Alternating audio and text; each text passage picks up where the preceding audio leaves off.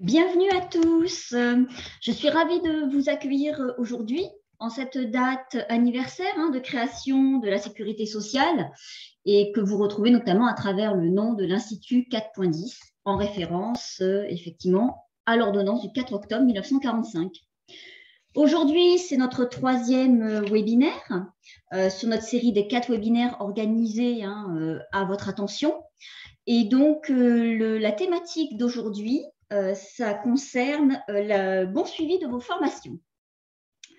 Alors, je tiens à excuser Élodie Marchand, la directrice de l'Institut, qui a été appelée à rejoindre un autre événement en cette date anniversaire.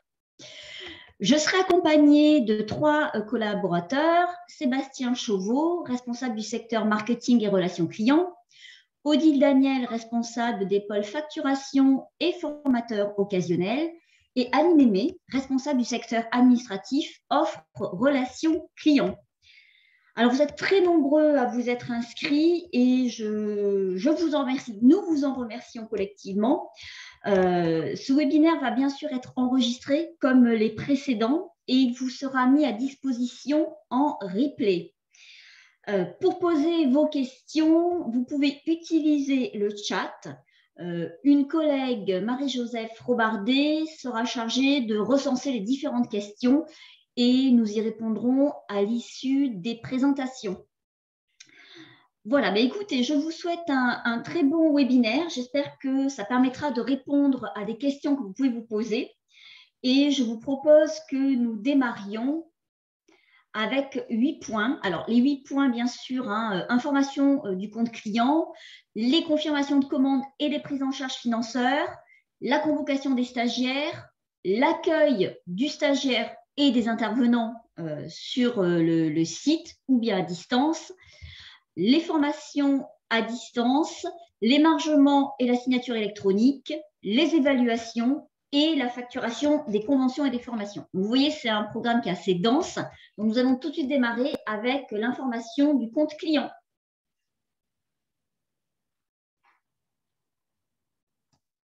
Oui, bonjour, merci Iris. Donc, Sébastien Chauveau, responsable du pôle marketing et relations clients. Je vais vous représenter très rapidement les informations que vous pouvez trouver sur votre compte client et qui permettent de suivre l'avancée des sessions. Donc, normalement, c'est des choses que vous connaissez, mais c'est toujours bien de faire un petit rappel sur l'organisation de ce compte client. Donc, je vous ai fait quelques impressions écran. Sur la page d'accueil de votre compte client, évidemment, vous avez sur la gauche les 4 petits traits qui permettent d'avoir une visibilité sur vos inscriptions et sur vos sessions. Donc, ce qui est intéressant, c'est de cliquer sur la partie session et là, vous retrouvez une nouvelle page avec l'intégralité des sessions que vous avez commandées. Donc, sur cette page avec les différentes sessions, elles sont classées normalement par ordre antéchronologique. Donc, vous avez les formations, l'historique, les sessions en cours ou à venir. Il y a une petite subtilité à connaître lorsque vous faites une recherche de session et que vous tapez la date de début dans le formulaire de recherche. La date de début va vous proposer en fait les sessions sur lesquelles vous êtes positionné, mais comme je l'ai dit, par ordre antéchronologique, c'est-à-dire que vous allez retrouver la session correspondante en dernière page de votre espace client. Donc, ce n'est pas forcément toujours très pratique, mais on a alerté aujourd'hui, on n'a pas de solution technique pour faire évoluer ça. Ce qui est intéressant, c'est sur cette page d'accueil au niveau de votre espace client, vous avez en haut à droite 3 petits points qui vous permettent d'imprimer, mais surtout de télécharger en fait l'historique de vos sessions. Donc, lorsque vous cliquez sur imprimer, vous pouvez générer un fichier Excel qui vous permettra de connaître les statuts de vos sessions. Et en ouvrant ce fichier Excel, vous avez la date de passage en session confirmée. Je vous rappelle qu'aujourd'hui, en termes de prise en charge et de financement, c'est la date de passage en session confirmée qui fait foi pour le taux de prise en charge. Donc, comme ça vous permet de suivre en fait l'avancée de vos sessions et de voir tout simplement à quelle date elles ont été confirmées et pouvoir ajuster vos prévisions budgétaires le cas échéant. Donc, n'hésitez pas à consulter régulièrement ce fichier Excel. Il faut le retélécharger à chaque fois pour justement avoir une bonne visibilité sur les dates de passage en confirmé. Donc, voilà une petite présentation rapide, on va dire, du compte client. Si on reprend un peu le process de commande d'une formation, la première étape, évidemment, ça va être de rechercher un produit dans le catalogue. Donc, vous pouvez rechercher par mots-clés, vous pouvez rechercher aussi par code produit, de passer votre commande. À partir du moment où vous passez votre commande, à J-21, normalement, vous disposez de la confirmation de commande sur votre espace client. Entre J-21 et J-15, vous pouvez disposer des convocations. Et à J+30, normalement, vous devez disposer de la facture. Donc ça, c'est le process, on va dire, un peu classique. Pour votre information aussi, nous allons organiser 2 fois par an des webinaires à destination principalement de vos nouveaux collaborateurs, mais vous pouvez effectivement y participer aussi, sur l'organisation et la gestion du compte client pour leur montrer comment est organisé un compte client et comment bien appréhender ce compte client. Donc, on fera un webinaire sur Teams et un autre sur Zoom pour permettre au plus grand nombre d'entre vous de pouvoir y participer. Et on le fera 2 fois par an à peu près, des petits webinaires. Donc, les premiers prévus sont fin novembre, début décembre. Comme ça permet à vos nouveaux collaborateurs de poser des questions s'ils le souhaitent et puis d'appréhender cet espace de travail. Voilà pour une rapide représentation, j'allais dire, de votre compte client et notamment du passage session confirmée pour la prise en charge de vos formations. Aline, je te laisse la parole. Merci Sébastien. Bonjour à tous, je suis ravie de vous retrouver.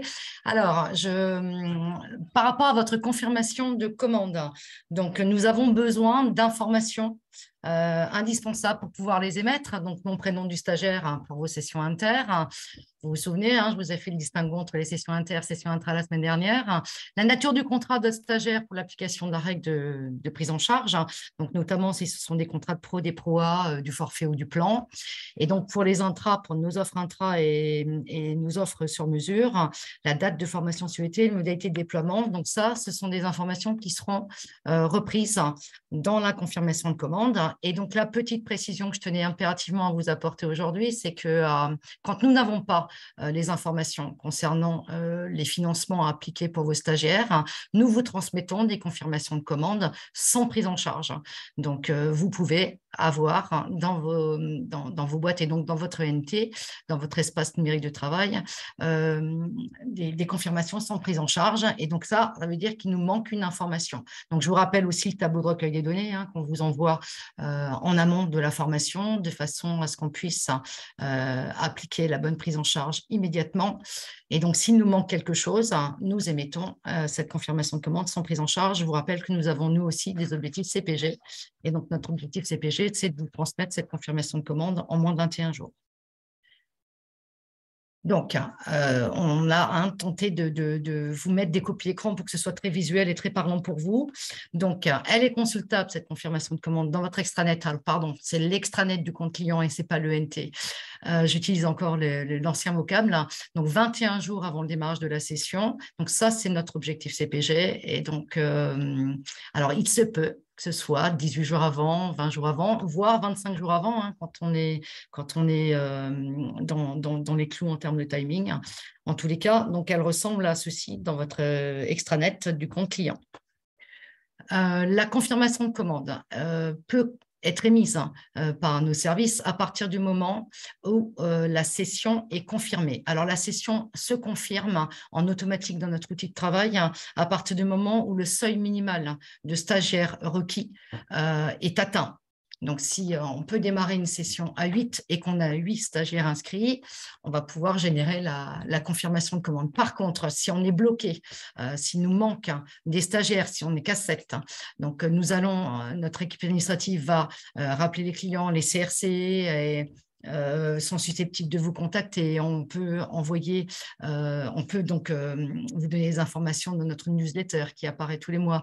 On peut décrocher notre téléphone. Enfin, on essaye de remplir la session, mais du coup, les confirmations de commandes ne seront pas à disposition en moins de 21 jours, puisqu'en fait, on va tout mettre en œuvre pour essayer de remplir la session et surtout pour la maintenir. Voilà pour la confirmation de commande. Et donc, à l'écran, encore une fois, en visuel, c'est donc ce que vous allez retrouver dans votre extranet du compte client.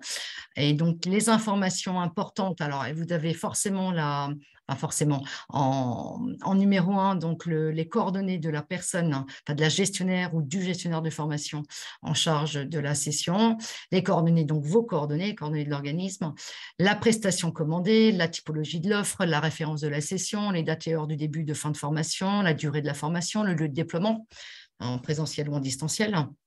Ensuite, donc, le nom des participants, la date d'inscription et surtout le prix de la prestation. C'est ce qui est très, très important sur la confirmation de commande, avec ou sans subrogation. La subrogation, Iris, je te passe la main. Oui, merci Aline. Alors effectivement, on va s'arrêter quelques instants sur la subrogation. Donc vous rappelez que sur ce sujet, l'Institut n'a pas de pouvoir décisionnaire, mais que les règles de prise en charge financière s'instaurent dans le cadre de 2 instances. D'abord, la CPNEFP, donc la Commission paritaire nationale emploi et formation professionnelle, qui définit chaque trimestre les priorités de financement qui sont mises en œuvre par l'OPCO. Donc, notre OPCO, c'est Uniformation.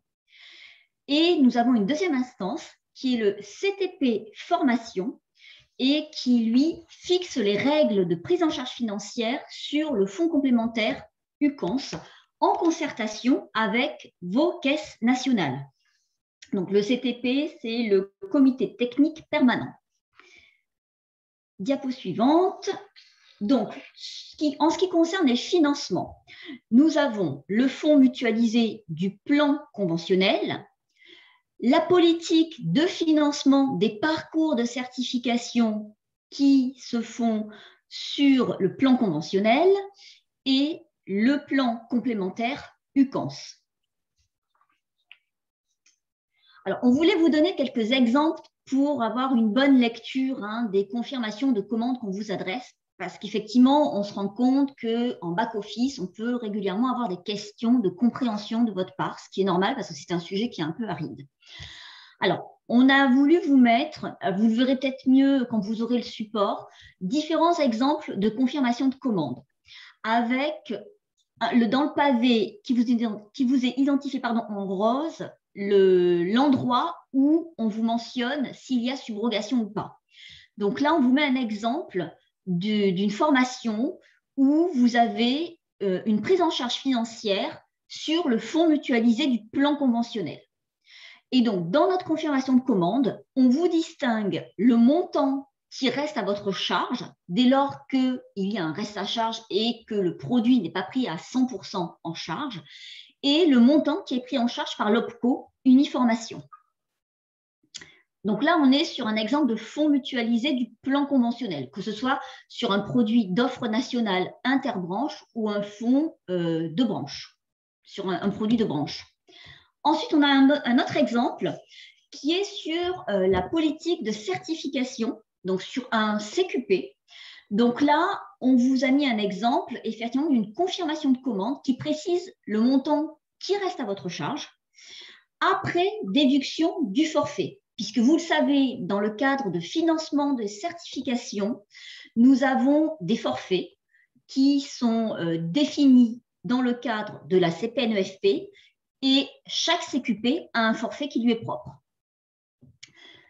Je rappelle, et ça c'est important, qu'il n'y a pas de cumul possible dès lors que vous êtes dans un contrat d'alternance, que ce soit un contrat de professionnalisation ou de la PROA, vous ne pouvez pas cumuler la prise en charge financière sur les fonds mutualisés du plan dans le cadre de la politique de certification de la branche et les financements de l'alternance.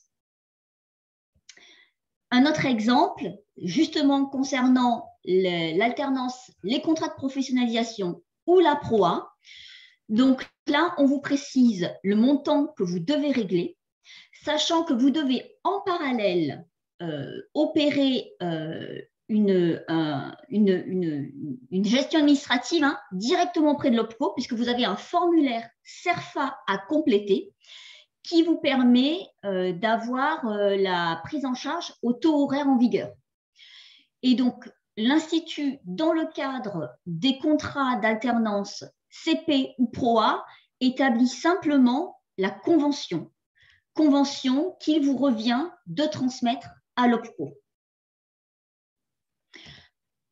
Alors, voilà ce qu'on voulait vous dire par rapport à la subrogation, parce qu'on sait que ça peut être compliqué, notamment dans le cadre aussi des turnovers que vous pouvez avoir au sein de vos organismes sur ces sujets.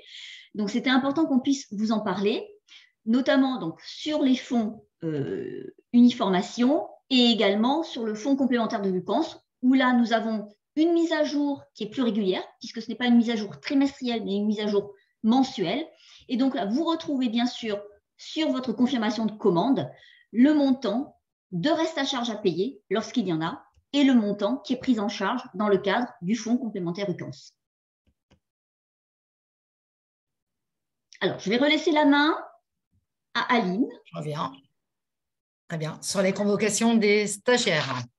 Donc, la convocation sera consultable dans votre extranet du compte client à J-15 en moyenne. Alors, c'est pareil, ce sont des moyennes. Et donc, il vous appartient à vous de la transmettre à vos collaborateurs. Donc, pareil, la convocation ne sera disponible qu'à condition, évidemment, que la session soit bien confirmée. Je vous rappelle, on confirme une session quand on a le seuil minimum de stagiaires requis par produit. Donc là, c'est ainsi que se présente donc la convocation dans votre extranet. Et donc, le contenu de la convocation, c'est pareil, on a essayé d'être le plus visuel possible. Donc, les coordonnées du gestionnaire de formation toujours en haut à gauche. Les coordonnées, donc vos coordonnées, celles de l'organisme, le nom du stagiaire, avec l'intitulé, les dates, la référence de session, le lieu de déploiement. Si c'est du distanciel, avec le lien Blackboard. Donc, c'est ici que figure le lien Blackboard. Alors, il est en gros en gras sous les dates et les horaires. Et donc, c'est bien ce lien-là sur lequel le stagiaire va devoir cliquer pour se connecter pour toutes les classes virtuelles. En revanche, et on a beaucoup de contacts par mail, notamment de la part des organismes et des stagiaires, quand vous avez des formations avec de la formation à distance, PASS par exemple, PASS ou PRUMS, des produits importants et en volume de l'Institut, vos stagiaires en fait ont le lien Blackboard pour se connecter à la classe virtuelle. Par contre, ils ont aussi un mail de Cifadis, donc Cifadis.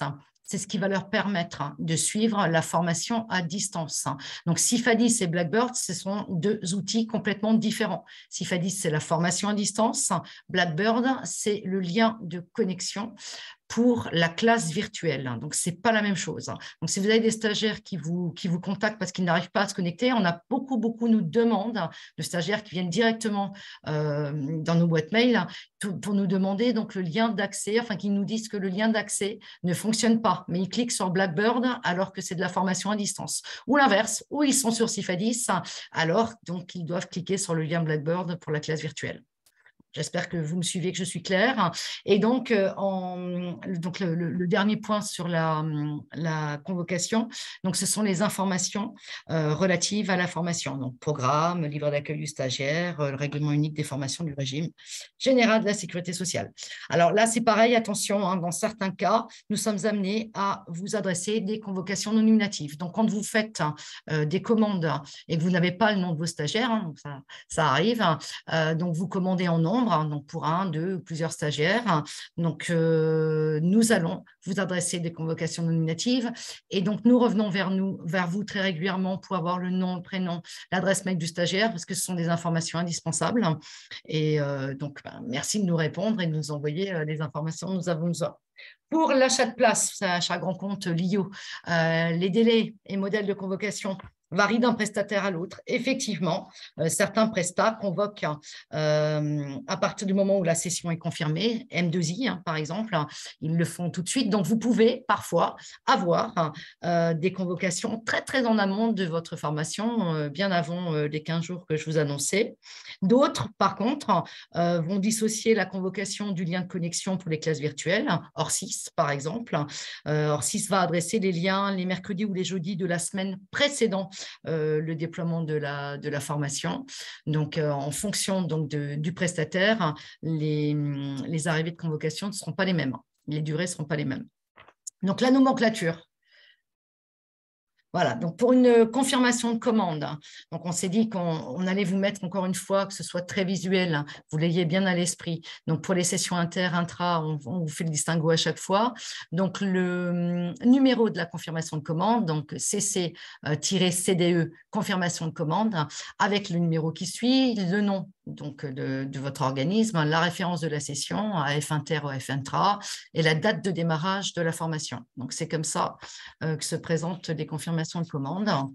Et donc, pour les convocations, pour la convocation nominative, donc vous allez avoir le nom et le prénom de votre stagiaire, votre organisme, la référence de la session, la date de démarrage de la formation, avec un C devant, donc C-. Et pour la convocation nominative, il y a le C devant toujours, mais ce sera le nom de votre organisme avec le nombre d'apprenants donc, que vous aurez mentionné sur le portail client, et donc votre organisme, la session, le numéro de la session et la date.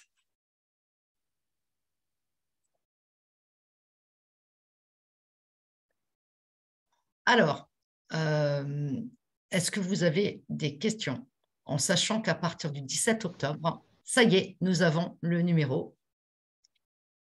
Parce que je crois que la semaine dernière, nous ne l'avions pas. Sébastien, je ne sais plus, mais il me semble que la semaine dernière, nous ne l'avions pas. Le numéro d'appel de la plateforme. Nous l'avons maintenu, exactement. Donc, le numéro 0805 820 410, qui sera donc opérationnel à partir du 17 octobre, et de 8h30 à 17h, avec la boîte mail. Sébastien, je te laisse la main. Oui. Je t'ai perdu. Non, c'est bon. Donc voilà un petit peu pour la partie sur les confirmations de commandes, des convocations. Nous avons aussi travaillé sur l'accueil stagiaire. Donc Iris, je te laisse présenter l'accueil stagiaire. Oui. Alors effectivement, après une période un peu compliquée liée à la crise sanitaire, nos salles se remplissent à nouveau petit à petit. Donc, nous reproposons bien sûr des formations en présentiel, aussi bien sur nos sites qu'au sein de vos organismes, notamment dans le cadre de demandes d'intra que vous pourriez nous faire. Alors, concernant l'accueil stagiaire, nous sommes en train de redéfinir notre politique justement d'accueil. Donc, nous voulons standardiser notre accueil sur l'ensemble de nos sites. Alors, on peut passer à la diapo suivante. Voilà. Alors, vous savez, nous avons différents sites répartis sur l'ensemble du territoire national.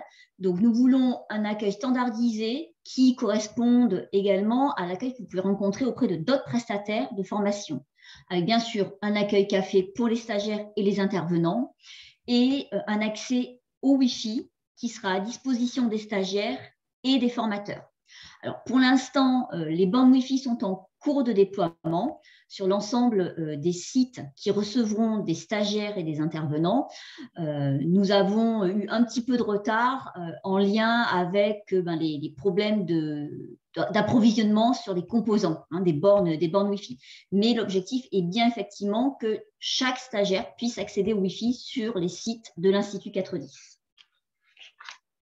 En ce qui concerne l'accueil personnalisé de stagiaires en situation de handicap, nous avons bien sûr nommé au niveau de l'Institut un référent handicap formation qui est chargé d'être en appui de nos équipes d'accueil, mais qui est aussi votre interlocuteur en cas de besoin et s'il y a nécessité d'organiser en amont l'accueil d'un stagiaire en situation de handicap de votre organisme. Donc, nous avons bien sûr une procédure d'accueil spécifique, des moyens matériels et humains particuliers qui sont mis à disposition en fonction du handicap.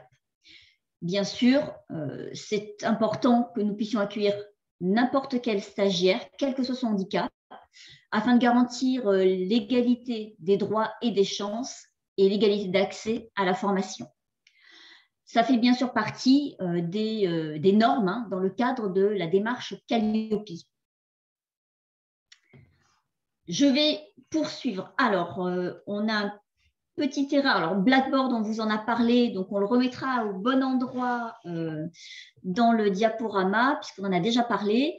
Vous rappelez effectivement qu'on a cet outil qui est mis en place depuis le 27 juin, que peut-être rappeler aussi à votre niveau que c'est important de bien s'assurer que tous les prérequis techniques et informatiques sont sécurisés et sont bien mis en place, parce que ça peut effectivement générer des difficultés de connexion pour vos stagiaires si d'aventure vous n'avez pas intégré les levées de sécurité informatique indispensables à l'utilisation de l'outil. Je vais poursuivre. Alors, je vais poursuivre sur deux évolutions que nous allons mettre en place au cours de ce dernier trimestre et qui concernent la signature électronique et l'émargement électronique. Alors, je vais commencer par la signature électronique. En quoi ça consiste? Vous devez peut-être déjà la connaître pour certains documents. Nous souhaitons au niveau de l'Institut pouvoir la mettre en place pour simplifier les transferts et les échanges de documents, de manière à ce que notamment lorsque vous avez des demandes de devis particuliers par rapport notamment, je pense, à de l'offre sur mesure, puisque vous le savez, si vous avez suivi notre premier webinaire de cette série de 4 webinaires, on a fait la promotion de notre nouvelle équipe de consultants formateurs sur l'offre sur mesure. Donc notamment, ça permettra, la signature électronique, de signer ces devis. Ça permet également, bien sûr, de suivre les signatures en temps réel. Plus besoin d'imprimer, de scanner. Ça fluidifie les circuits de validation. Et donc, ça sera valable sur les confirmations de commandes sur l'offre sur mesure.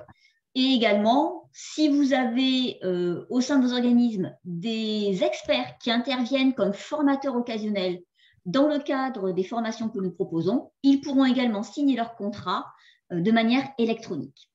Donc là, nous sommes en train d'y travailler.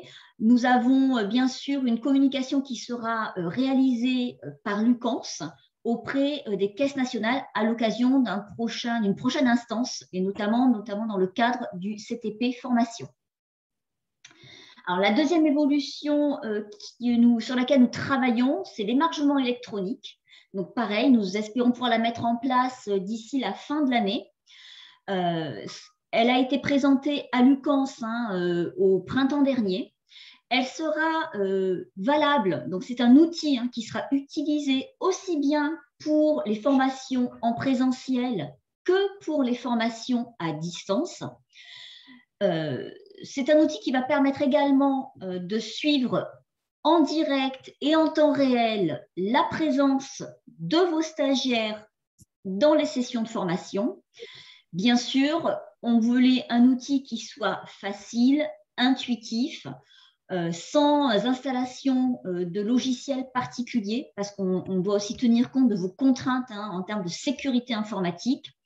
Donc, il y aura simplement une URL à mettre en liste blanche. Et donc, c'est pour ça qu'on l'a aussi présenté et qu'on va le redire aux caisses nationales de manière à ce que l'URL de cette application puisse être en liste blanche.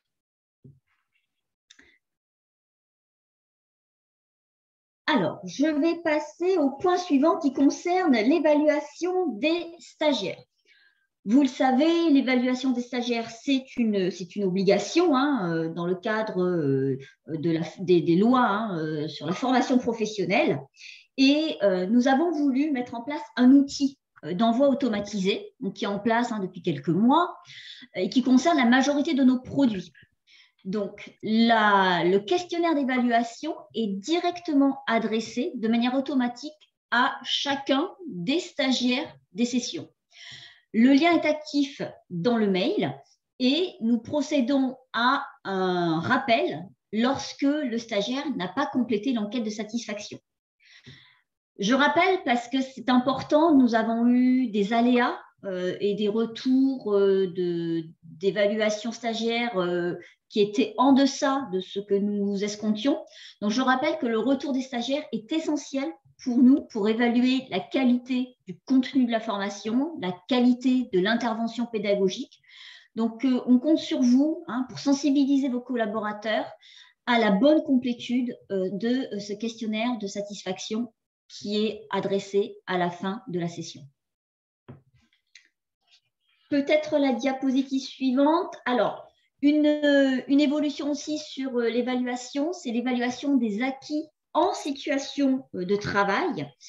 Alors, cette démarche est montée en charge progressivement. Elle a démarré en 2018. Elle consiste à avoir une évaluation à froid et sa montée en charge s'est faite en partenariat avec vos caisses nationales. On a bien sûr mis en place cette évaluation des acquis en situation de travail sur des dispositifs ciblés. Ces dispositifs ont été ciblés en concertation avec les caisses nationales et elles permettent un recueil global auprès des parties prenantes. C'est-à-dire que ce n'est plus seulement le stagiaire, mais c'est également son manager et les services RH. Donc, les objectifs de cette évaluation des acquis en situation de travail est bien sûr d'avoir une mesure beaucoup plus fine des apports de la formation, des compétences et des acquis pour le stagiaire et de bien mesurer la pertinence et l'efficacité de la formation de manière à pouvoir, en cas de besoin, la réingénierer, organiser une refonte du dispositif et la réaménager. Alors, pour vous donner quelques exemples des derniers dispositifs ou produits de formation qui ont intégré cette évaluation des acquis en situation de travail, nous avons notamment la formation collaborer en mode télétravail, manager des collaborateurs en télétravail. C'était important d'intégrer ces deux produits dans le contexte de renforcement du télétravail que nous avons connu ces 2 dernières années. Nous avons également gestion des incivilités qui fait partie de cette modalité d'évaluation et également Diamant R et les modules de pilotage des activités et des compétences. Alors, je vais pour le point suivant laisser la parole à Odile Daniel. Bonjour. Merci pour la diapo suivante. Nous voulons, à travers cette présentation, vous expliquer notre processus interne pour la facturation. Les GF en charge des dossiers déposent ce qu'on appelle un feu vert lorsque toutes les informations nécessaires à la facturation sont bien déposées sur le dossier. À partir de là, l'équipe facturation procède à la facturation à partir des dates de fin de formation, par ordre croissant, bien sûr. Voici les grandes étapes pour l'équipe facturation. Donc, le contrôle des présences au regard des émargements et du tracking des classes virtuelles et des plateformes d'auto-formation. L'analyse des motifs d'absence au regard des justificatifs fournis par vous-même pour valoriser ou non les dédits. Pour rappel, nous avons mis en place de nouvelles conditions générales de vente à partir de septembre. Ensuite, la génération des certificats de réalisation qui sont mis à disposition dans votre extranet client, le contrôle de la commande avec la génération des factures clients et de la partie subrogée aux fournisseurs. Et pour certains clients qui utilisent la plateforme Chorus Pro, nous devons en plus déposer ces documents, la facture, sur cette plateforme. Un rappel que nous allons faire juste après sur Chorus Pro et ses particularités. Voici. Donc, certains des clients ont choisi d'utiliser la plateforme Chorus Pro pour déposer donc leur facture. Certains ont aussi fait le choix de demander un numéro d'engagement ou un numéro de bon de commande pour ce dépôt Et donc, il est important pour nous de récupérer cette information le plus tôt possible pour ne pas bloquer notre circuit de facturation. Et donc, merci à vous de le communiquer à l'Institut dès mise à disposition de votre confirmation de commande. Quelques chiffres sur la facturation pour vous donner le volume en 2020 et 2021. 2020, nous avons 20 037 factures, 61% concernaient les clients et 39% les financeurs. En 2021, il y avait 29 500 factures, 66% pour les clients et 34% pour les financeurs. Nous émettons également le certificat de réalisation. Voici le modèle. Pour rappel, ce document a été validé par l'UCANS et est conforme aux attendus d'uniformation. Donc, c'est le seul document que l'Institut vous met à disposition concernant la réalisation de la formation. Ce document est bien sûr disponible dans votre espace client et à transmettre aux stagiaires concernés. Je laisse la parole à Aline. Merci. Alors, je vais reprendre, Odile, la main par rapport aux particularités qu'on peut avoir avec les branches famille et recouvrement. Alors, effectivement, hein, les branches famille et recouvrement peuvent dispenser elles-mêmes certaines formations, et notamment dans le cadre des financements pour qu'elles puissent bénéficier des prises en charge au niveau de l'alternance. Nous avons, nous, comme mission au niveau de l'Institut 410, d'établir les conventions. Donc, pour la branche famille, nous avons mis en place un process spécifique, donc qui est une adresse mail dédiée que vous retrouvez donc à l'écran, convention au pluriel branchefamille@institut410.fr. Donc, c'est à cette adresse que les CAF demandent leur convention de contrat pro ou de ProA. Alors, nous étions convenus avec la CNAF que la demande devait nous être adressée 15 jours avant le début de la formation. Et que cette demande doit être réalisée avec le tableau de recueil de données dont nous avons parlé lors du précédent webinaire et qui est important pour pouvoir indiquer au sein de la convention les bonnes informations qui éviteront soit un refus de l'OPCO, soit un aller-retour entre l'OPCO, vous et nous. Et donc, dès lors que nous avons la convention qui nous est demandée avec l'ensemble, bien sûr, des informations indispensables, 15 jours avant la formation, nous avons un engagement de service de vous envoyer la convention 5 jours, dans les 5 jours, après après réception. Donc ça, c'était pour la branche famille. Nous avons également un même dispositif pour la branche recouvrement. Donc, on est également sur le même principe avec une adresse mail qui est dédiée, donc qui est convention au pluriel, branche recouvrement, tout attaché, @institut410.fr. Dans ce cadre, par contre, à la différence des CAF, c'est l'URSSAF Campus qui demande les conventions à l'Institut et non pas chaque URSSAF. Donc ça, c'est important, c'est le dispositif et le processus qui a été négocié avec l'URSSAF Caisse nationale, avec la COS, avant la mise en place et le lancement du dispositif. Donc, vous avez les deux URSSAF Campus, l'URSSAF Campus Île-de-France et l'URSSAF Campus Aquitaine. Au niveau du process et du circuit, c'est le même que pour la branche famille en ce qui concerne les délais et le délai de prévenance et l'engagement de service de la part de l'Institut. L'URSSAF Campus nous adresse la demande avec l'ensemble des informations indispensables pour que nous puissions compléter la convention 15 jours avant le début de la formation. Et l'Institut s'engage à redresser la convention à l'URSSAF Campus dans les 5 jours suivant la réception complète de la demande.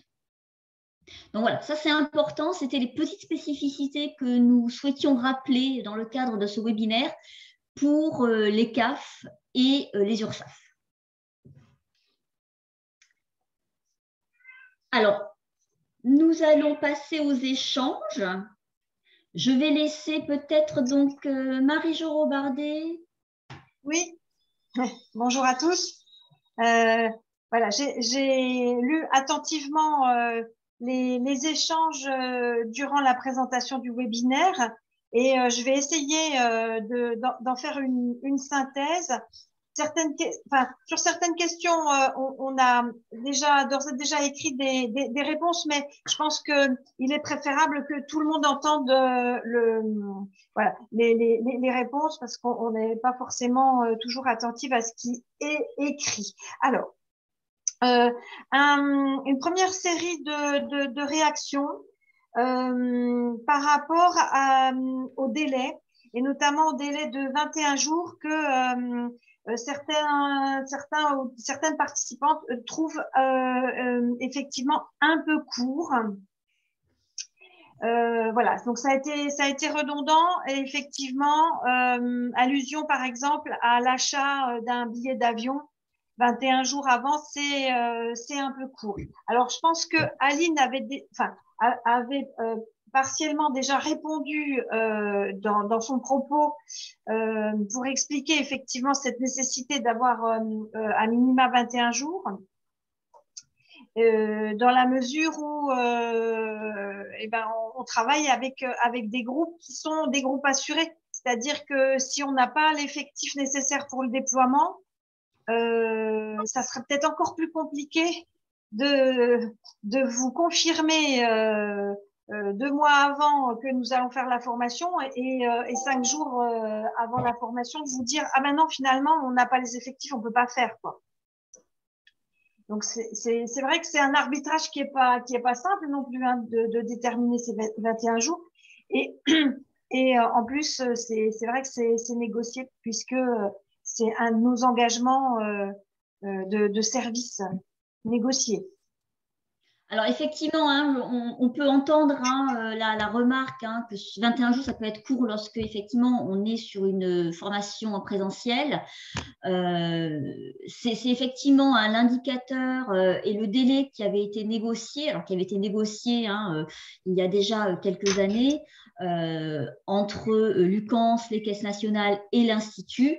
Après, effectivement, on peut se réinterroger collectivement sur la nécessité de revoir éventuellement ce délai, mais c'est vrai que c'était aussi lié au fait que ça garantissait aussi une bonne complétude de nos sessions de formation. On sait que sur certains produits, on n'a pas de difficulté pour remplir nos sessions parce qu'on a une rareté de ressources formatives et donc on propose peu de sessions. Mais on sait que sur d'autres produits, ça peut être plus difficile. Et donc, ce délai nous permettait de garantir une bonne complétude de nos sessions. Est-ce qu'il y a d'autres questions, Marie-Joseph? Oui. Alors, d'autres questions concernent en fait le fonctionnement du compte client et le dépôt des documents sur le compte client. Alors, Sébastien a répondu aussi déjà partiellement à ces échanges. Donc, de nombreuses suggestions ont déjà été faites pour l'amélioration et l'utilisation du compte client, et notamment savoir, par exemple, pouvoir cocher les documents qui ont déjà été ouverts, etc. Alors, Sébastien, est-ce que tu veux reprendre les thèmes? Une annulation.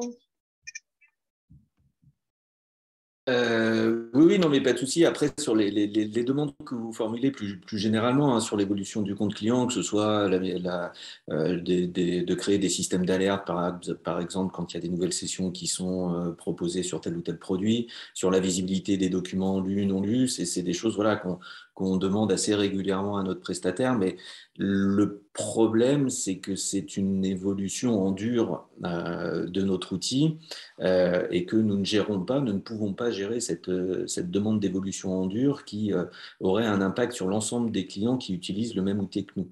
Donc, notre prestataire, en fait, priorise ces évolutions en fonction des demandes clients, mais nous revenons régulièrement à la charge auprès de notre prestataire pour faire un point sur ces demandes qui, aujourd'hui, malheureusement, n'aboutissent pas et ne sont pas ne sont pas dans des perspectives proches de développement, mais on les a bien en tête. On a une dizaine de demandes d'évolution qui aujourd'hui ne sont pas abouties et que nous aimerions voir aboutir le plus rapidement possible. Donc, on a bien en tête toutes ces contraintes et puis ces difficultés dans l'utilisation.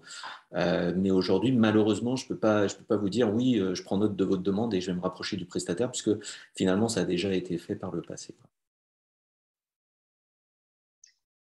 Voilà.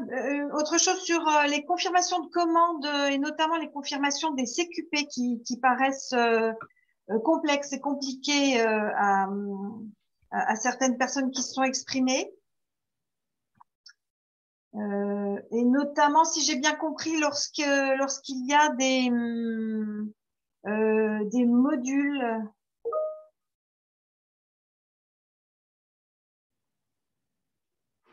Voilà. Aline, est-ce que tu veux répondre à la question?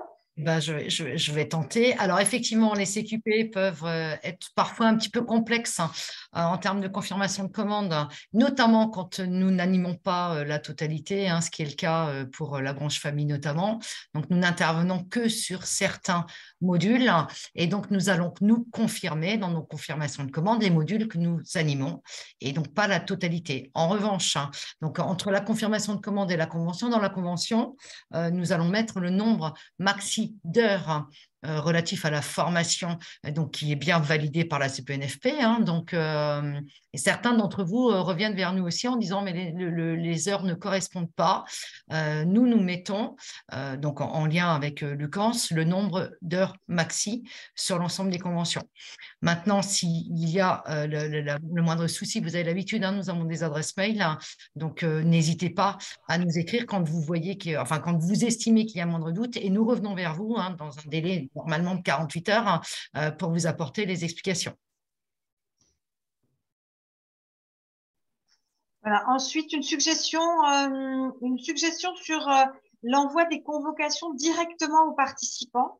Alors ça, je ne sais pas si l'ensemble des participants serait OK pour ça, parce qu'effectivement, je sais que en étant au contact avec certains clients, je sais quand même qu'il y a un besoin de bien maîtriser aussi, voilà. Mais c'était peut-être effectivement l'envoi de la convocation directement aux participants avec une copie au service formation.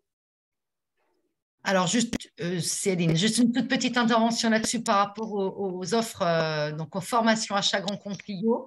Donc là, les convocations arrivent directement dans la boîte de vos stagiaires et donc nous mettons à votre disposition, donc à la disposition du service formation dans votre extranet du compte client ces convocations-là, mais elles partent en automatique. En revanche, donc les formations Institut Caldis, nous ne le faisons pas aujourd'hui. Alors, je ne sais pas si effectivement, enfin, certains clients ne le souhaitaient pas à l'époque, je parle de l'époque où j'étais CRC, mais et d'autres le demandent aujourd'hui. Donc là, c'est pareil, il y aura peut-être un arbitrage à faire.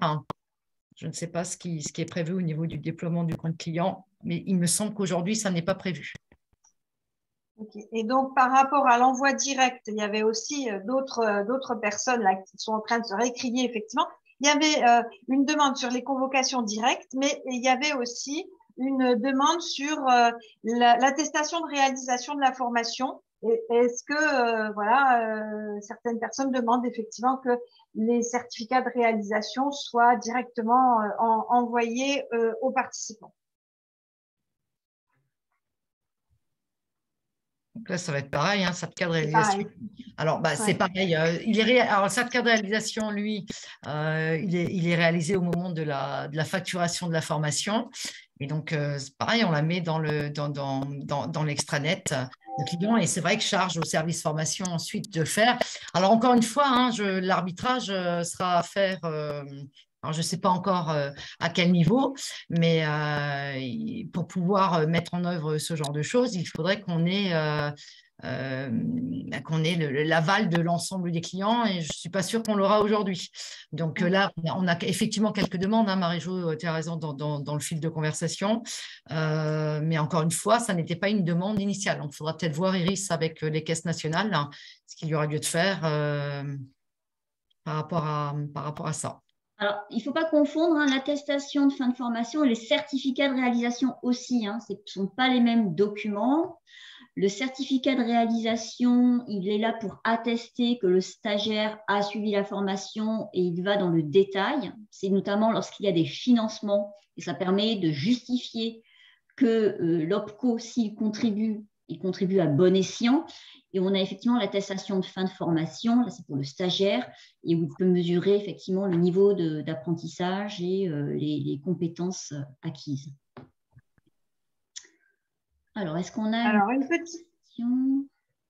une petite chose aussi sur le lien BBC. Donc, effectivement, les liens BBC sont envoyés en amont des formations. Apparemment, quelquefois, le lien ne fonctionne pas. Alors, effectivement, hein, ça peut être peut-être une erreur de notre part. C'est quelquefois aussi, pour l'avoir expérimenté, c'est quelquefois aussi juste le fait que l'organisme ou le poste ne dispose pas d'une autorisation qui lui permet en fait d'avoir BBC en liste blanche. Et c'est ça qui bloque. Donc, il y a plusieurs raisons à ces dysfonctionnements potentiels du lien BBC, mais voilà. Je réinsiste, hein, effectivement, hein, c'est important de le dire, et c'est important de le dire aujourd'hui, parce que vous êtes nombreux. Le Blackboard, tout comme l'émargement électronique à venir, ne peuvent pas être utilisés si vous n'avez pas levé tant au niveau national qu'au niveau local les sécurités informatiques qui permettront à vos stagiaires d'accéder à ces outils. C'est-à-dire que c'est important. Blackboard a été travaillé dans le cadre d'un groupe de travail FOAD qui était piloté par l'UCANS et auquel ont participé des représentants de vos caisses nationales. Et donc, c'est un projet qui est travaillé depuis un peu plus de 2 ans maintenant. Nous avons décidé de le généraliser en concertation avec les membres du groupe FOAD le 27 juin dernier. Et nous avons constaté effectivement déjà presque un mois après la mise en place de l'outil que pour certaines branches, il y avait l'impossibilité de se connecter à Blackboard. Donc, je répète, nous, l'Institut, nous sommes un organisme qui a vocation à pouvoir répondre à l'ensemble des besoins des clients en interbranche. Et donc, en fonction des branches, il y avait effectivement des navigateurs à privilégier, des sécurités à lever.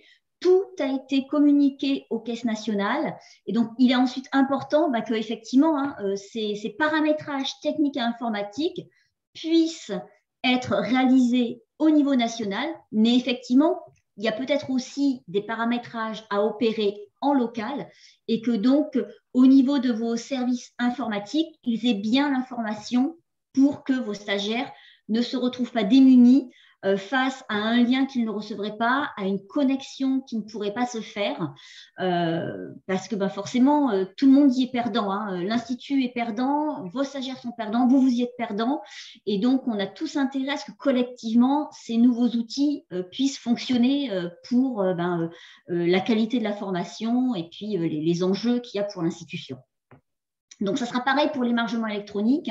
Je le répète, il faudra bien que le lien URL soit mis en liste blanche, aussi bien au niveau national, mais aussi en local, parce que vous pouvez aussi, on l'a bien vu lorsqu'on a commencé à travailler à distance dans le cadre de la crise sanitaire, que parfois, on avait des outils qui fonctionnaient avec nos interlocuteurs des caisses nationales, mais que lorsqu'on passait à des réunions en local, ça ne fonctionnait pas, alors qu'a priori, il n'y avait pas de raison. Donc, c'est important qu'on ait bien les 2 niveaux de sécurité qui soient levés. Et une petite précision encore sur Blackbird, parce qu'effectivement, c'est un sujet brûlant depuis cet été. Je vois, il y a des personnes, merci Astrid pour la CARSAT, c'est le navigateur Edge, merci Pascal pour la branche maladie, c'est le navigateur Brave. Donc effectivement, ça fonctionne à partir du moment où les prérequis techniques sont bien validés par vos organismes en interne. Alors, je lis aussi que dans certains cas, les liens envoyés ne fonctionnent pas.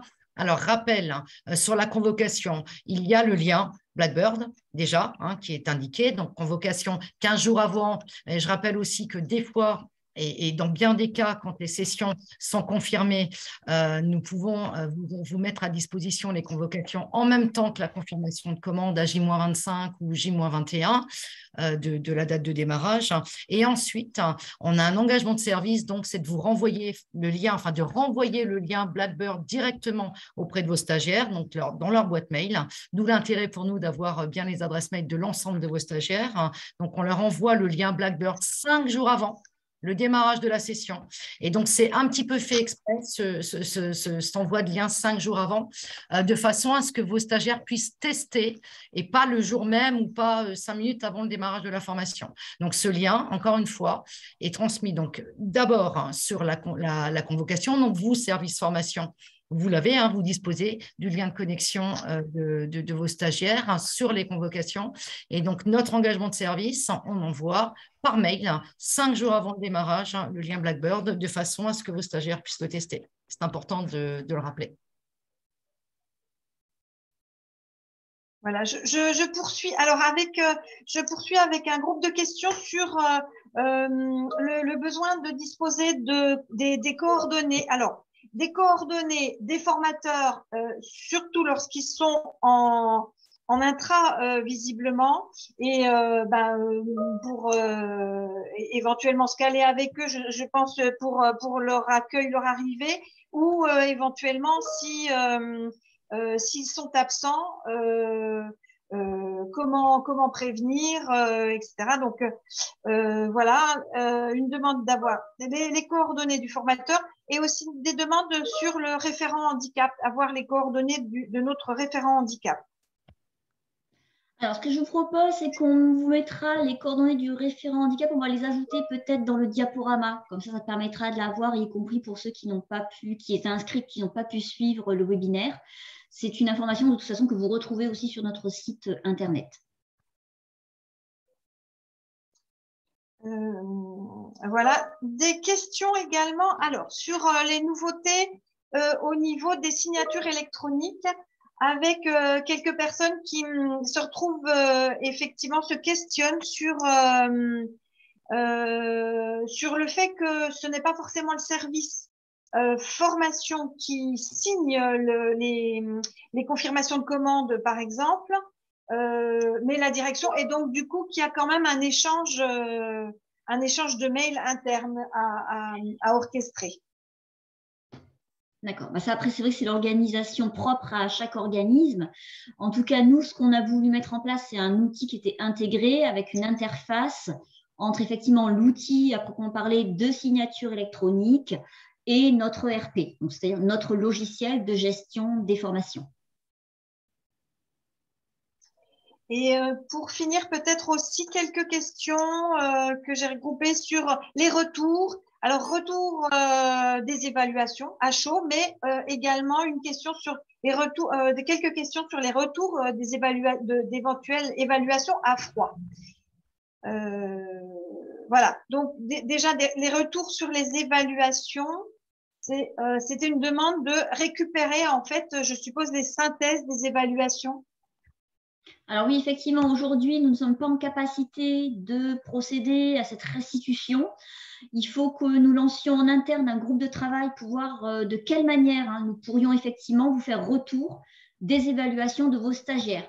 Je sais que c'est un sujet qui a été plusieurs fois abordé, alors peut-être avec plutôt mon homologue du pôle formation et notamment peut-être dans le cadre des groupes de travail entre les pilotes et les chargés de formation. Donc, il faut effectivement qu'on puisse s'emparer de ce sujet de manière à ce que vous n'ayez pas à faire, comme ça peut se réaliser actuellement pour certains d'entre vous, votre propre évaluation en interne.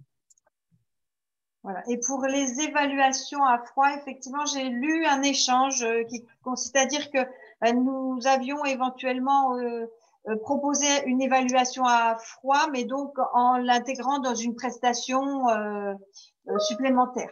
Voilà. Alors, l'évaluation à froid, hein, ça ne s'improvise pas. C'est aussi un dispositif qui s'inscrit dans les travaux qui peuvent être menés en partenariat avec l'UCANS et les caisses nationales.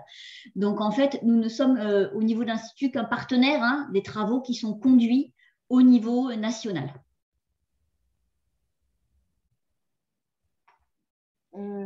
Voilà, je crois que j'ai fait le tour, si ce n'est Est-ce peut-être… qu'on a fait le tour de toutes les questions? Pas forcément de toutes les questions, mais voilà, comment dire, des blocs de questions qui étaient répétitifs, quoi. Une toute petite, Marie-Jo, que je viens de voir, là, une personne qui demande le renvoi de la confirmation de commande via le portail. Donc, alors, pour rappel, donc, quand vous inscrivez des stagiaires sur des sessions qui sont proposées dans le portail client, vous validez nos conditions générales de vente. On vous demande de cocher, de valider les conditions générales de vente. Et donc, à partir du moment où vous validez, donc vous cochez en passant commande, la confirmation de commande en retour signé n'est plus une obligation de votre part. En revanche, quand vous commandez de l'offre sur mesure, ou quand vous commandez un intra, c'est une façon de faire un petit peu différente. Là, nous vous redemandons le retour de la confirmation de commande signée. Et effectivement, pour le moment, nous vous la redemandons par mail. Cette précision était importante aussi.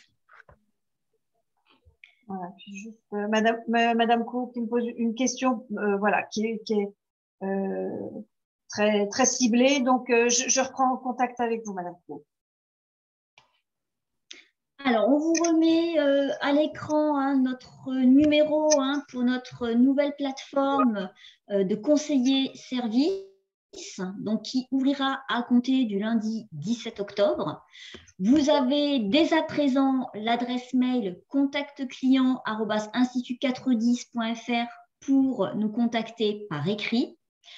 Moi, je tenais, pour conclure, à vous remercier de votre présence à ce webinaire. Vous avez été nombreux, ce qui veut dire que vous aviez aussi des fortes attentes. Donc, j'espère qu'on a pu répondre à vos questions. Nous allons aussi, bien sûr, organiser des webinaires dédiés, notamment pour l'utilisation du compte client, parce qu'on sait qu'il y a du turnover au niveau des services de formation et services ressources humaines. Donc, ça sera important aussi qu'on puisse avoir ces petits webinaires dédiés pour vous aider à bien utiliser les fonctionnalités de votre compte client. Je vous rappelle que nous nous retrouvons la semaine prochaine, mardi 11 octobre, pour notre dernier webinaire qui sera dédié à la certification de vos collaborateurs. Un grand merci à vous. N'hésitez pas à compléter l'évaluation de ce webinaire, le petit questionnaire, et j'aurai beaucoup de plaisir à vous retrouver la semaine prochaine. Très bonne semaine à vous. Au revoir.